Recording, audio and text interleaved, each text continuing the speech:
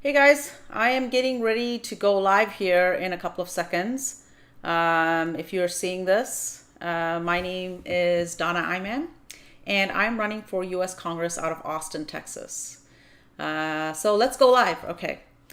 Good evening to everybody who's watching today. So this is my 7 p.m. Central Time on Thursdays live stream, and where we go over the sort of pertinent policy topics of the week. And every every Monday night, 9 p.m. Central Time, I also do a Twitter Spaces. So if you follow me on Twitter and you want to join in the conversation and have a conversation with me where you can express your opinion or ask a question or just share what you're viewing, how you're feeling about all these topics. I do that every Monday night, 9 p.m. Central Time on Twitter. All you have to do is download Twitter on your phone if you don't have it. And if you want to speak, you will have to turn on your speaker, and you do have to be on your phone. So you can listen to the Twitter Spaces on your computer, but if you want to have a conversation and get involved, then you do have to have it installed on your phone. So just wanted to let you know that. Before we get started today, we have a lot of things are happening, right? This is the last week of September. Everything is down to a wire. We've got the debt ceiling. We got a government shutdown coming. We have the reconciliation bill and the bipartisan infrastructure bill deal that needs to be voted on by September the 27th, right? So there's lots of things that are pending in September. And of course, there's things going on across the country, including Texas, exciting stuff like redistricting. So I'll talk a little bit about that as well. So if you're just joining, my name is Donna Iman, and I am running for U.S. Congress out of Austin, Texas. And every 7 p.m. I do the stream on Thursdays to bring everyone up to speed on what is going on politically or policy-wise. And today is a very, very busy day with everything that's going on. So I will start with what's going on with the debt ceiling. So for those of you, I'm going to do a little small primer on the debt ceiling in case you're not 100% sure what that is, so that you have a really good understanding. And by the way, this is actually on the Department of Treasury's website. So for example, if you were wondering what that is, it's really the total amount of money that the United States government is authorized to borrow to meet its legal obligations. And so they use examples such as Social Security and Medicare benefits, military salaries, etc., interest on the national debt, tax refunds, and other payments, right? So that is the definition of sort of the debt limit. Now, here's the interesting thing. The debt limit, when you increase it or you completely do away with it, for example, you could if you wanted to, it doesn't really take into consideration what is going to be spent in the future. What it is it's simply a way for the government to finance existing legal obligation that the Congress and presidents of both parties have made in the past. So it's paying for things that have been done in the past. And so if you've been watching what's going on in the news, you'll notice that the GOP members, Mitch McConnell, is basically saying, hey, we're not going to vote for the debt limit to increase the debt limit or do away with the debt limit. Democrats can do that on their own, so they're on their own, and we're not going to help you with that. Now, Democrats are saying, look, for decades, this has been a bipartisan thing that we do together. We understand that the United States government needs to pay on their debt. So this is like paying a credit card bill. They'll often say it that way, like you've already sort of spent this money and now you have to pay the bill. It's gonna come due, and so we need you to get on board. Now, if Democrats really wanted to pay hardball, they could, one or two of them in the Senate could decide to say, hey, I'm not going to vote for this unless, I'm not going to vote for the government shutdown bill, which is basically called a continuing resolution. This is to keep the United States government going, right? So these two are tied together. So what the Democrats did is they tied these two pieces of legislation together, and they actually put it up for a vote in the House. And the House on Tuesday passed a bill that would basically avoid government shutdown, so it funds the rest the government spending for all its current expenditures, and it also suspends the debt limit, right? So they passed this. It passed on a party line vote, so 220 to 211 in a party line vote. Not a single GOP member in Congress in the House voted for it. And of course, Mitch McConnell said, hey, thanks for sending this over to the Senate, but we're not going to vote for this couple. This one, we are fine voting with the government shutdown piece of it, but we're not going to vote for the debt limit. Now, the government shutdown basically it was shut down on October 1st. So basically you have to get this going by October 1st. It's literally imminent, 7 days away. Now the debt limit, I think it needs to be suspended or raised by the first or second week of October, something around that. But these two are very closely tied together, and so that's what's going on right now. It is going to the Senate, so it'll be interesting to see if the GOP senators vote for this, or it'll have to be separated, and whether Democrats will have to go it alone.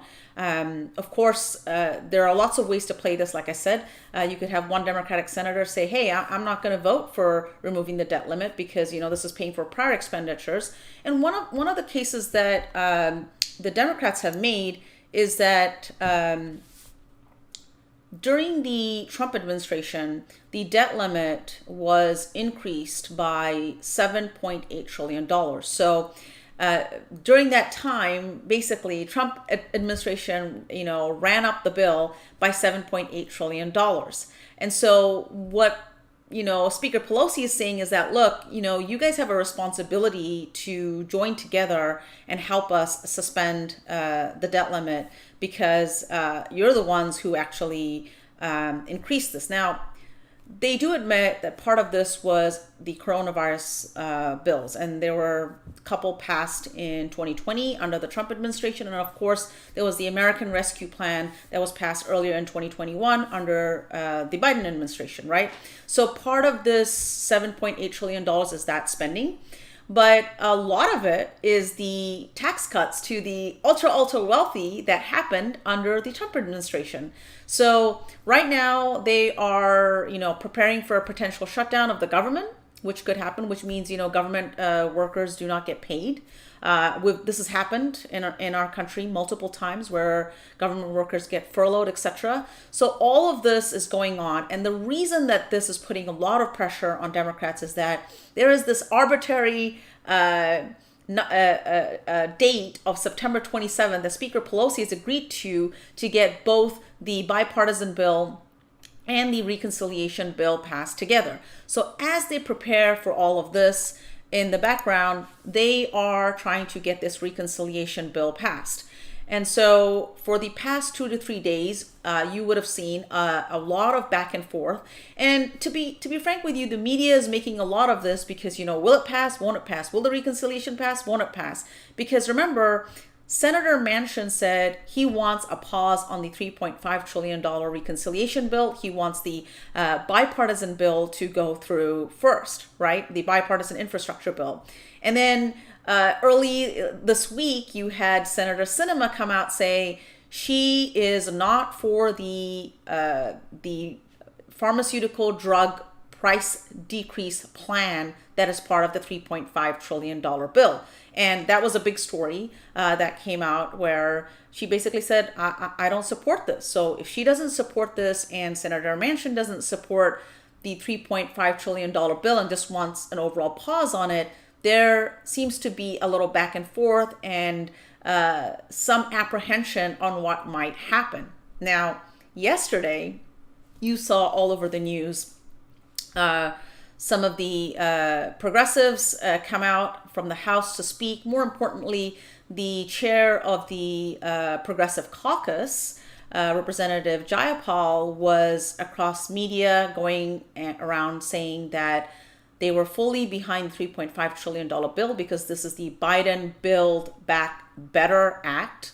And progressives in the CPC, a majority of them, would hold their vote for the bipartisan bill unless the reconciliation bill passed. So definitely there's a lot going on there. Now, this morning, there was a show of unity among Democrats that was presented by Speaker Pelosi and also Senator Schumer and Janet Yellen.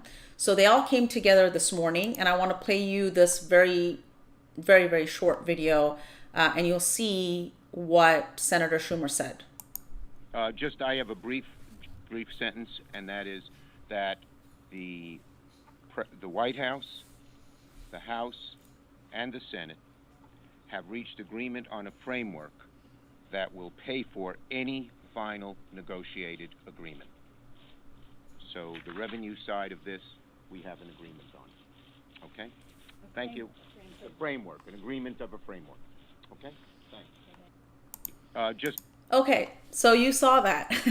And this was, he did this, and you saw Speaker Pelosi kind of walk behind him there, and on his left-hand side, he has Janet Yellen standing there.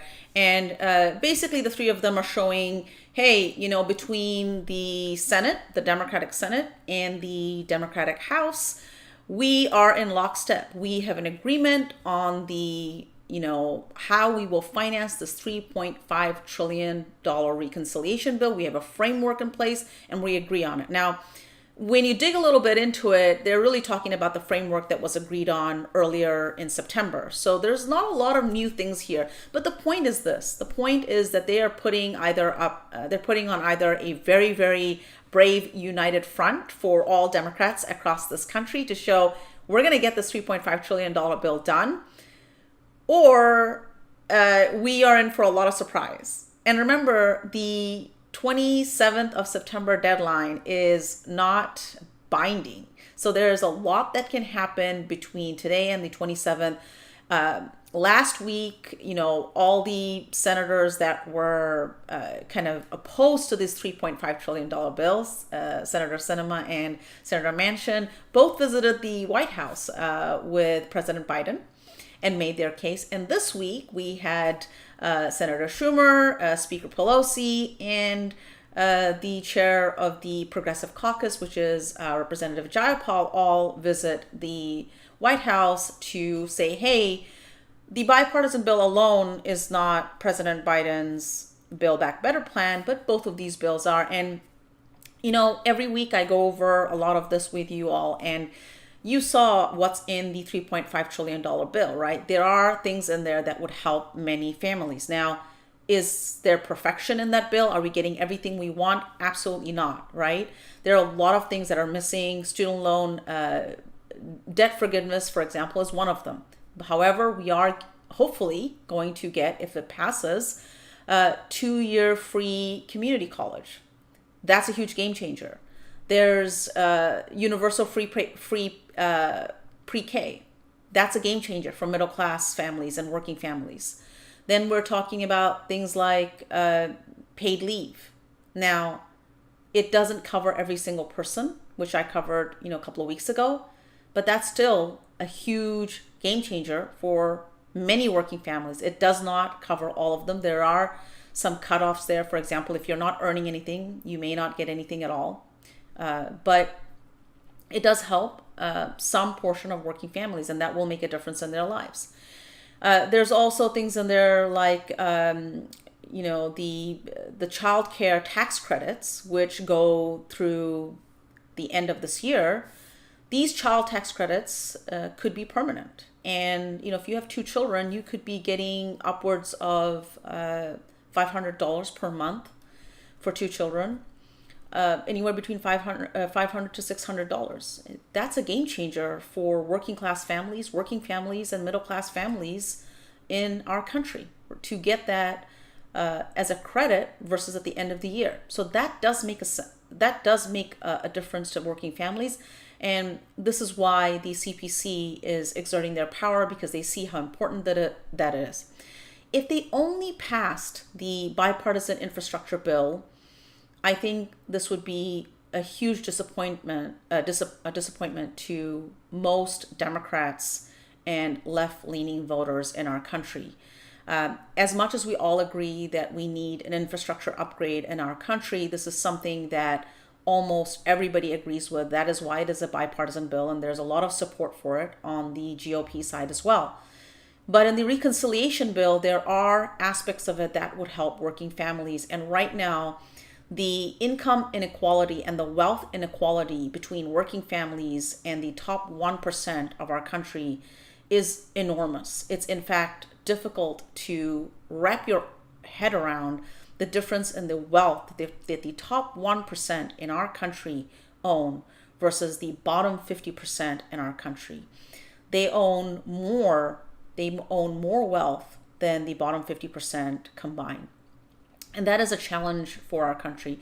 One of the things that I pointed out earlier this week regarding wealth inequality in our country is that Americans who are in the bottom 50% of our country are literally not able to save anything. They're unable to save any kind of wealth. They're unable to accumulate wealth. They're unable to save a down payment to put down on that home, which for many Americans is sort of their retirement with the lack of pensions in our country.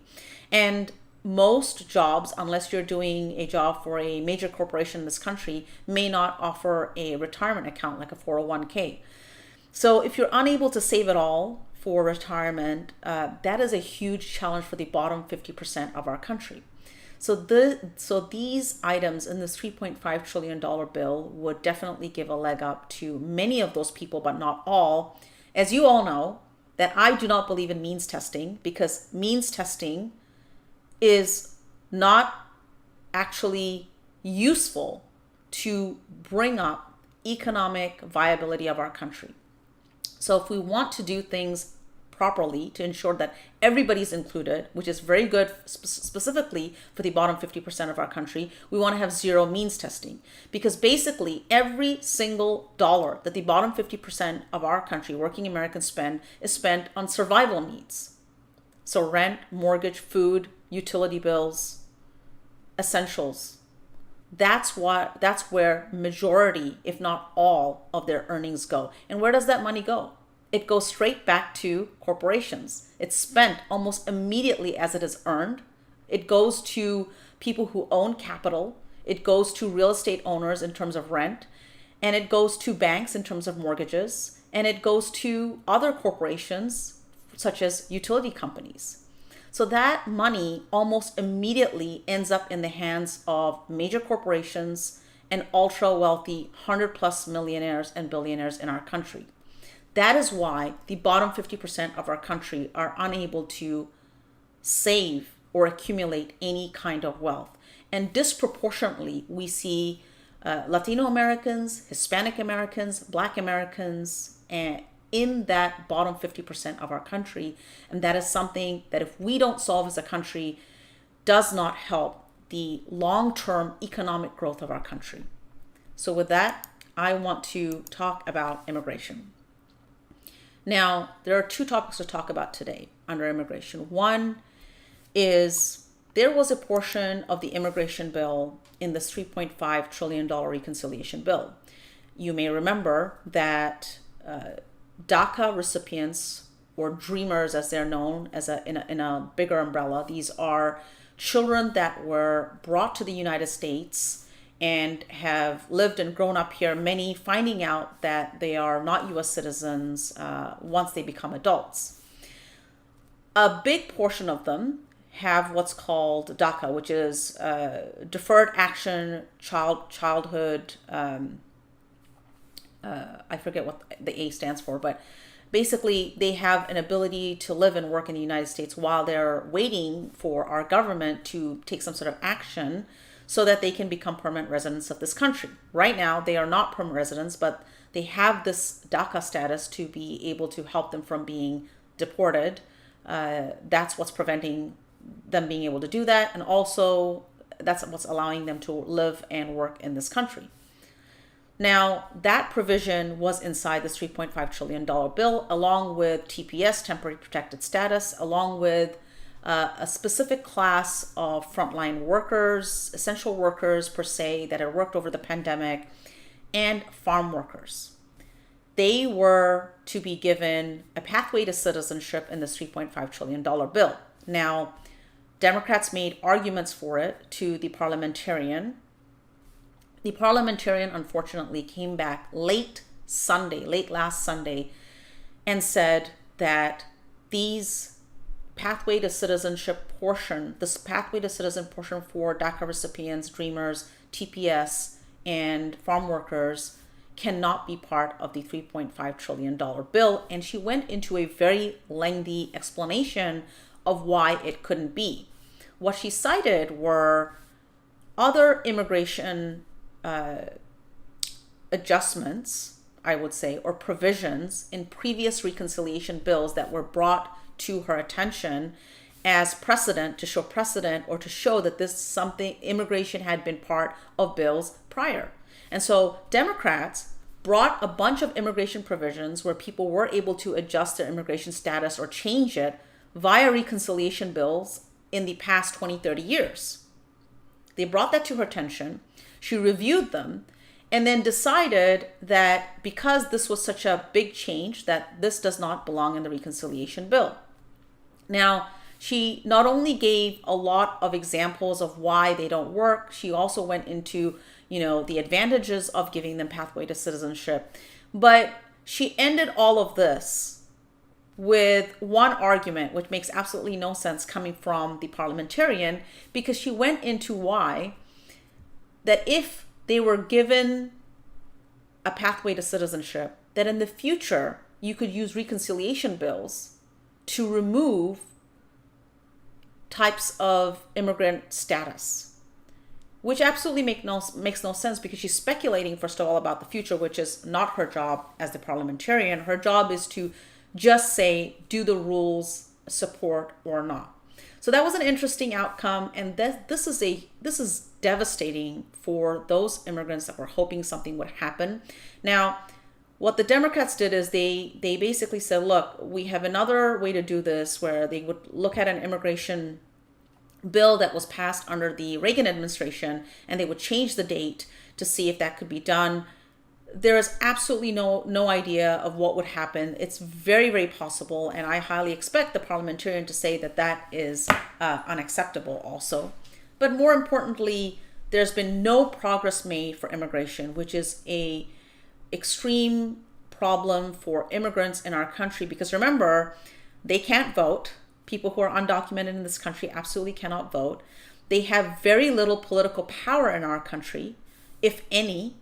And their lives are in limbo. They are living, especially if you're a DACA recipient, you're living 2 years in 2 year segments. Your life is in 2 year segments. You literally do not know what will happen 2 years later. The other thing that we have going on is that we have a Texas judge who earlier this year put a stop to all new DACA applications. So if you are just graduating high school and you want to go to college, or you want to go get a job, and you find yourself undocumented, right now, you have no options. You cannot work because you cannot apply for DACA until the courts resolve this. Now, the DOJ is fighting this, but there's been no resolution. So you can see what the future for immigrants in our country who are living in the shadows or trying to live this life, that they are at a standstill right now. And this is absolutely devastating for immigrants. Now, when you go to immigrant advocacy groups, their answer is very simple. Please try to do something. But more importantly, why don't the Democrats ignore the Senate parliamentarian on immigration reform? The truth of the matter is, the Senate really gives a lot of power to the Vice President of the United States, who happens to be a Democrat right now, because the White House has a Democrat. And the Vice President can choose to ignore the parliamentarian. Chuck Schumer, the senator who's the leader of the Senate right now, can choose to ignore the parliamentarian. This is an administrative role. So a lot of people are saying, hey, can we ignore the parliamentarian and continue to keep this in the $3.5 trillion bill? To this day, there has been no indication where Democrats have said, hey, we're going to ignore the parliamentarian and move forward with this. So this seems to be completely out of this bill right now. And I don't know what will happen next, because there's not been any talk of it since then, but that's where we are on immigration. And I think it's extremely devastating for those of us, specifically here in Texas. We have quite a large population of Texans that are DACA recipients and would like to have a path to citizenship. They work here, they pay taxes, they're raising families here. Many of them are married now with children, wondering what their future will look like. So that's kind of where we are. Now, the other immigration big piece of news that all of us saw this week were the 10 or 15,000 Haitian immigrants at the Texas border in Del Rio. Now, many of you have seen the images of Border Patrol on horseback, and those were extremely difficult images for us to see. And I'm not going to put this up here today because I know you know what I'm talking about. Almost everybody in this country saw those images and were very much troubled by it.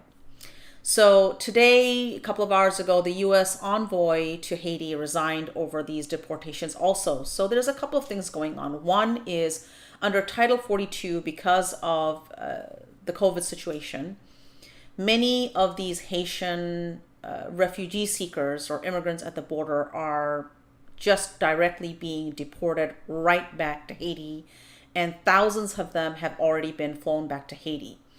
A few of them, some of them are being processed as they have applied for refugee status, or they've applied for asylum, political asylum of some sort. Now, coming into the United States and applying for asylum is 100% legal. It is an international law that the United States recognizes and acknowledges. So anybody can come into the United States and apply for refugee status or for political asylum or asylum of any kind, asylum, and then they have a right to be heard in front of an immigration judge, and then they have for their case to be looked at. Now, under Title 42, thousands of Haitian immigrants have been deported already. Period. Done. Now, there's a lot of discussion on around this, meaning if our southern border sees a lot of people coming in at one time, tens of thousands of people, then what is our country supposed to do? And this is the same question that I hear from other people for things like a question that I get asked often is do you think we should expand the Supreme Court? I think as a country, as Americans, we need to decide what kind of a country do we want to be. Do we embrace immigration in this country or not? And if we do we have an immigration policy that is just, that embraces immigration in a way that makes sense, that recognizes that we are going to have climate change, and that climate change right now is irreversible? We are not going to go back to stopping all climate change. All we can do is mitigate climate change, and that we will have climate refugees, not just in our country, but across the world. There will be many, many countries seeing climate refugees trying to seek, residency in their country, trying to survive, basically, trying to survive climate challenges that we are going to face over the next 10, 20, our future. And the question is, what is our policy towards immigrants as a whole? And how do we want the United States to embrace immigrants? What are our policies going to be, and how do we enact them in a fair way? How do we collaborate with countries around the world that are facing these calamities, not just in terms of natural disasters, but economic disasters? And of course, for example, we were in Afghanistan for 20 years, spending $300 million per day, and almost everybody in this country is agreeing that we didn't really accomplish a lot, except that we have thousands of dead Americans and, of course, hundreds of thousands of dead Afghans. So the question really is as a Democratic Party and as people on the left, how do we see our policies? What do we want these policies to be long term? And and it's the same question when it comes to the Supreme Court, because the Federalist Society, which was put together by the GOP as a very partisan way to put in partisan judges, extremely conservative judges in all levels of our government, not just the Supreme Court, right? And they've been strategizing and doing this in a very strategic fashion to ensure that power remains in the hands of a few that is not necessarily representative of our entire country. So we as Democrats and those on the left need to decide, what is it that we want our country to look like? What do we want these policies to be? And we need to strategically enact them instead of reacting to what is happening on a day-by-day basis. So this week we had 10,000, 15,000 Haitians come to our border. Next week we may have something else. The month later we may have something else. This challenge is not going to be solved by trying to react to what is happening on a day-to-day or a month-to-month basis. So those are the things that we as Americans should be thinking about. What do we want our long-term policy to be? Who do we want to be as a country? And how do we want to ensure our economic futures? Because the fact is this, we have all the talent and all the smarts and all the technology that we could ever wish for. So we can be any country that we want, and we have no lack of resources. Because this country is not only productive, but Americans who work for a living and get up every single day create enormous wealth, more wealth than you could ever imagine, more wealth to house every single person, more wealth to ensure that every single person has a secure place to live and to survive and to have food on their table. That is the kind of wealth that we have. The question is, how do we want to enact policies to bring about a country that we can be proud of? And how do we collaborate with countries, outside of the United States to ensure a peaceful and economic growth for all countries around the world? That is the question at hand, not how do we react on a day-to-day basis. So I want to leave you with that thought. And while you think about this for the next several days, I hope you'll take time. We'll talk about redistricting. So, as you know, every 10 years we do census, and so the census was extremely chaotic in 2020. Chaotic for many reasons. One, because the Trump administration, threw a lot of wrenches into the census project. Number one. Number two, complicating things, delaying things, questions being debated in court, etc., etc., etc. So that was number one. Number two, then there was the pandemic, which we somehow don't seem to be able to get out of. So that threw in a second wrench. But now we do know that, population changes have occurred across the states, and Texas is getting 2 new U.S. congressional districts. California is losing a congressional district. New York is losing a congressional district, as is a couple of other states around our country. So redistricting is going on across the entire country. Now, just losing or gaining a U.S. congressional district does not spur redistricting. If there's change in population in a city or across a county, that may also require a change in redistricting, whether that's state level, positions, state representatives, state Senate representatives, or whether it's U.S. congressional districts. So that is happening across this country where borders and lines of districts will change. Texas will see the most significant change, and it's because it is the only state that is gaining 2 new U.S. congressional districts. So it will see the most significant change at the federal level, at the U.S. representative level, than any other state. In fact, every single district in Texas at the U.S. congressional district is highly likely to have some change in its district line, so it won't look the same. And of course, the numbers will change because we're getting 2 new districts. So everything will be basically redrawn. Now, why are we talking about this? So right now, Texas is having its third, what should I say, third special session. It's in its third special session. And one of the big parts of the special session is redistricting. So there have been state Senate maps floating around.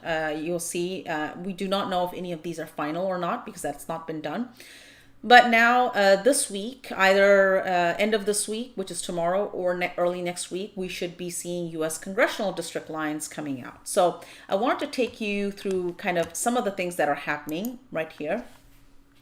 So the first article that I want to share with you is that the first draft of the legislators' map of new State Board of Education district shores up a Republican majority. So here, the point that I wanted to make here is that the Republican-dominated 15-member board determines what millions of public school students in the state are taught in classrooms.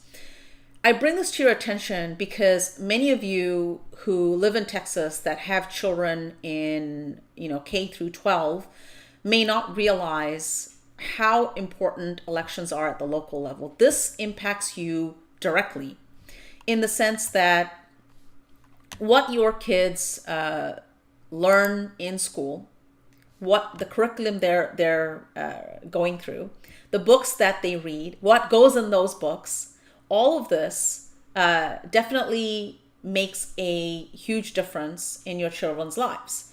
And you can see here that if we have a majority GOP governance in our state, they have a lot of say in your day-to-day lives, not only in terms of your taxes and your property taxes, for example, or how much taxes you pay at the local level, but what your kids are studying in school, what kind of policies are being set, both health-wise and education-wise. These are set by elected officials. And so you can see here that they have complete jurisdiction over redistricting, whether it's at the state board, whether it's at the school board level, whether it's at the Senate level, whether it's at the Texas state representative level, or whether it's at the U.S. district level. And this is one of the first years where they will not be required to go through pre-clearance. Texas was required to do that. And remember, in the last decade, 95% of the growth in Texas's population was Hispanic and Latino voters, Black voters, and Asian voters. So we have a very small handful of GOP legislators kind of calling all the shots. That's number one. Number two, I wanted to talk to you about an article. This is written about Democrat Lizzie Fletcher out of Houston. And it's kind of like a gossipy column talking about basically, will they gerrymander her out of her district in Houston?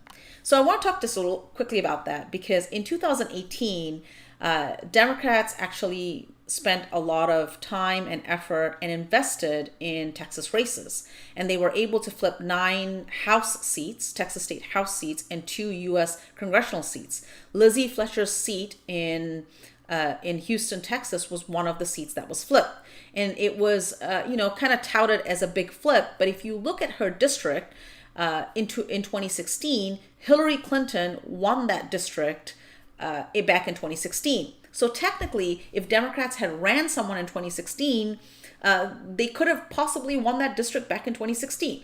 However, in 2018, Democrats did run many Democrats in these sort of close districts where they felt they were close. But Representative Fletcher's district in Houston was one of them that flipped, and the other one was Representative Colin Allred's district in the Fort Worth, Dallas area that flipped. So there are lots of questions about whether they will be gerrymandered out or whether their districts will be packed in. So because Texas is going to get 2 new U.S. congressional districts, the conventional wisdom is that the two districts will go probably one in the Houston area and one in the Dallas-Fort Worth area, right? So there's two ways this could go. One is where they pack these districts and make them even bluer for Representative Fletcher and Representative Allred in these two areas. The other could be that they try to create a new district and try to gerrymander them out, or try to just gerrymander the entire area. It seems almost impossible for them to not have some gerrymandered blue district where Democrats are packed in Houston and Democrats are packed in the Dallas-Fort Worth area. It seems almost impossible to redraw the districts there. However, right now in Texas, there are 23 U.S. Congress members that are from the GOP. So 23 Republicans are representing Texas, and 13 Democrats represent Texas in the U.S. Congress, in the House of Representatives. Now, with two new extra districts, most people believe that two of them will go to two Republican districts as well. It remains to be seen. But the third one here, which is which I wanted to bring to your attention, is an article by Texas Monthly that came out just a couple of days ago, talking about how Texas may get gerrymandered. And one of the things that I have talked about in my race that and I want to point out a couple of things here, is that Austin, Texas is highly likely to get a blue-leaning district because the population of Austin and its suburbs, the suburbs of Austin, both north and west together, have really grown in population significantly over the last 10 years, over the last decade. So it is highly likely there to be a new blue-leaning district. Now, in order to do this redistricting, to do this 38 district, one of the things that they have to do is each of these districts have to have around 763,000 Texans in them. So that's one of the requirements. As I mentioned before, that 23 of them today are from the GOP. The other 13 are from the Democratic Party. But one of the challenges that they're going to have is that, how will they redraw? The point that I want to, bring up is, look, the two new seats will likely have to include parts of Dallas-Fort Worth, like I said, and the Houston metro area. So they very much are in line with that. And you can see here how much the population grew. But I wanted to bring you down to the last part of this before we end, where there's talk about Austin. So let's go down this article. So you can see here they're talking about Austin, and right now Austin is actually sliced into 6 pieces. They talk about 4 districts, right? And they're ignoring Texas's 31st district, I believe, which has Northwest Austin and all of its suburbs, because it doesn't cross over Travis County. And of course, the other district that goes into Pflugerville in the northeast part of Austin. So Austin is actually sliced into 6 pieces right now. They talk about Austin's population having grown by nearly 25%. I believe here they're talking about metro, central Austin, metro areas or urban areas. They're not taking into consideration the suburbs where the growth has been extremely significant. So one of the interesting things that they talk about here is there's 2 things. One, that they can do. They can try to basically, continue to gerrymander Austin when there wouldn't be a blue-leaning district. However, they cite the fact that Chip Roy's district came in 2018 within 2.6 points of winning, from a Democrat winning. So they're in the low single digits. Texas's 31st district was 2.9 points from winning in 2018. So they're saying that, hey, if the GOP wants to shore up some of these 5 districts that are now represented by GOP representatives and give them a more of a cushion for the next 10 years until the redistricting happens again, then technically they would have to create a blue leaning district. So they talk about this right here, to avoid the possibility of somehow coming really close and having a bunch of Democrats win. They could reverse course. They could give Austin, the 11th largest city in the country, its own congressional district and pack it with Democratic voters, which is what we believe is highly likely. The current maps, they also point out that the current maps do something that's similar, which is in San Antonio, putting the bulk of the city's population in two of the safest Democratic districts in the state. The 20th, represented by Representative Castro, and of course the 35th, where most of the people in 35th, even though it is represented by an incumbent Democrat, actually live in San Antonio, not in Austin, but it goes from Austin all the way to San Antonio.